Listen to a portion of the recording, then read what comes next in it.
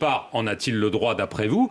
Et si il y va, qu'est-ce que vous allez faire? On voit que vous demandez des manifestations, des concerts de casseroles. Est-ce que vous seriez peut-être tenté par une stratégie de déstabilisation si jamais il saute le pas? Vous savez, le seul fait que ce débat se pose encore au Sénégal n'honore pas ce pays et n'honore pas le président Macky Sall. N'oubliez pas qu'en 2012, c'est le président Macky Sall qui était à la pointe de la contestation contre la troisième candidature du président Abdoulaye Wade. Au point d'être dans les manifestations à la place de la nation, muni d'un petit matelas et se disant prêt même à y passer les nuits s'il le faut. Pensez-vous que moralement, un homme qui a eu cette position, cette posture et qui a mené ce combat-là, puisse se retrouver 12 ans plus tard dans la même situation où c'est sa place qui a changé, c'est lui aujourd'hui qui veut forcer une troisième candidature. C'est une honte pour le Sénégal, c'est une honte pour l'Afrique que ce genre de débat ne se pose que chez nous.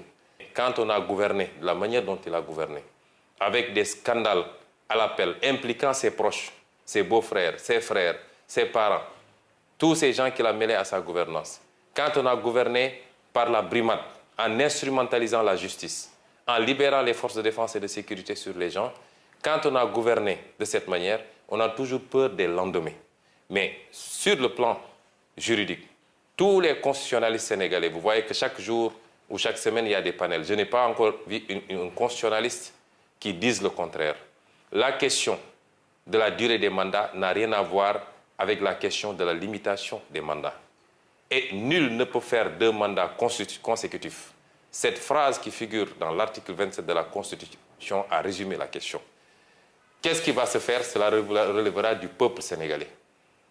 Vous savez, ce n'est pas une question de Ousmane Sonko ou de X ou de Y. La preuve, s'il y a une question qui fait consensus entre l'écrasante majorité du peuple sénégalais, la société civile sénégalaise, les acteurs politiques de l'opposition et même des acteurs politiques du pouvoir, parce que de plus en plus des voix s'élèvent dans le pouvoir. On a même des démissionnaires qui disent rendre le tablier parce qu'ils ne peuvent pas admettre ce débat sur le troisième mandat.